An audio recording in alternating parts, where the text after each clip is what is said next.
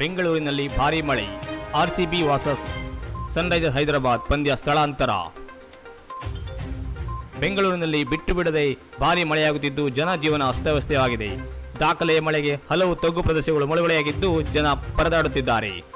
ಮೇ 17ರಂದು ಬೆಂಗಳೂರಿನಲ್ಲಿ ನಡೆಯಬೇಕಿದ್ದ ಆರ್ಸಿಬಿ ಮತ್ತು ಕೆಕೆಆರ್ ನಡುವಿನ ಪಂದ್ಯ ಮಳೆಯಿಂದ ರದ್ದಾಗಿತ್ತು.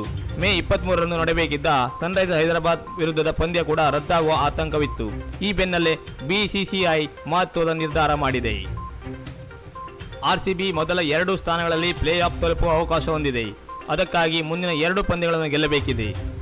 ಎಸ್ಆರ್ಎಚ್ ವಿರುದ್ಧದ ಪಂದ್ಯ ಕೂಡ ಮಳೆಯಾಗುವ ರದ್ದಾಗುವ ಆತಂಕದ ನಡುವೆ ಪಂದ್ಯವನ್ನು ಬೇರೆಡೆ ಸ್ಥಳಾಂತರ ಮಾಡಲಾಗಿದೆ. ಮೇ 23ರಂದು ಬೆಂಗಳೂರಿನಲ್ಲಿ ನಡೆಯಬೇಕಿದ್ದ ಎಸ್ಆರ್ಎಚ್ ವಿರುದ್ಧದ ಪಂದ್ಯವನ್ನು ಲಕ್ನೋದ ಏಕಾನ್ ಕ್ರೀಡಾಂಗಣಕ್ಕೆ ಸ್ಥಳಾಂತರಿಸಲಾಗಿದೆ.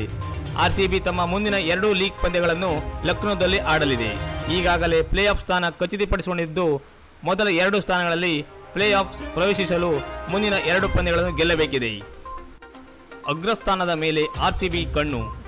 ಈ ಆವೃತ್ತಿಯಲ್ಲಿ ಅತ್ಯುತ್ತಮ ಪ್ರದರ್ಶನ ನೀಡುತ್ತಿರುವ ಆರ್ಸಿಬಿ ಪ್ಲೇ ಆಫ್ಗೆ ಪ್ರವೇಶಿಸುವುದು ಮಾತ್ರ ಅಲ್ಲ, ಅಗ್ರಸ್ಥಾನದಲ್ಲಿ ಪ್ಲೇ ಆಫ್ ಪ್ರವೇಶ ಪಡೆಯುವ ಲೆಕ್ಕಾಚಾರದಲ್ಲಿದೆ.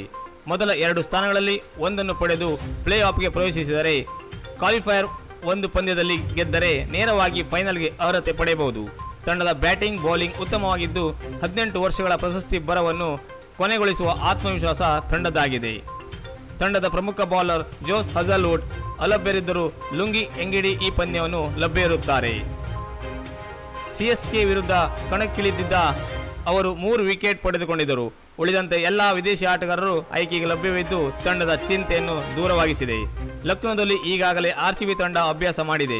ಮೇ 10ರಂದು ನಡೆಯಬೇಕಿದ್ದ ಪಂದ್ಯದ ಮುನ್ನ ಆರ್ಸಿಬಿ ಲಕ್ನೋದಲ್ಲಿ ಅಭ್ಯಾಸ ಮಾಡಿತ್ತು. ಆದರೆ ಆ ಪಂದ್ಯಕ್ಕೆ ಮುನ್ನವೇ ಐಪಿಎಲ್ ಪಂದ್ಯಾವಳಿಯನ್ನು 1 ವಾರ ಸ್ಥಗಿತಗೊಳಿಸಲಾಗಿತ್ತು. ಲಕ್ನೋದಲ್ಲಿ ಈಗಾಗಲೇ 1 ಪಂದ್ಯ ಆಡಿರುವ ಸನ್ರೈಸರ್ಸ್ ಹೈದರಾಬಾದ್ ಎಲ್ಎಸ್ಜಿ ವಿರುದ್ಧ ಭರ್ಜರಿ ಗೆಲುವು ಸಾಧಿಸಿದೆ.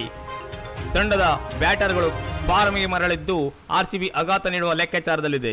ಮೇ 23ರಂದು ಅಭಿಮಾನಿಗಳು ಹೈ ವೋಲ್ಟೇಜ್ ಪಂದ್ಯವನ್ನು ನಿರೀಕ್ಷೆ ಮಾಡಬಹುದಾಗಿದೆ.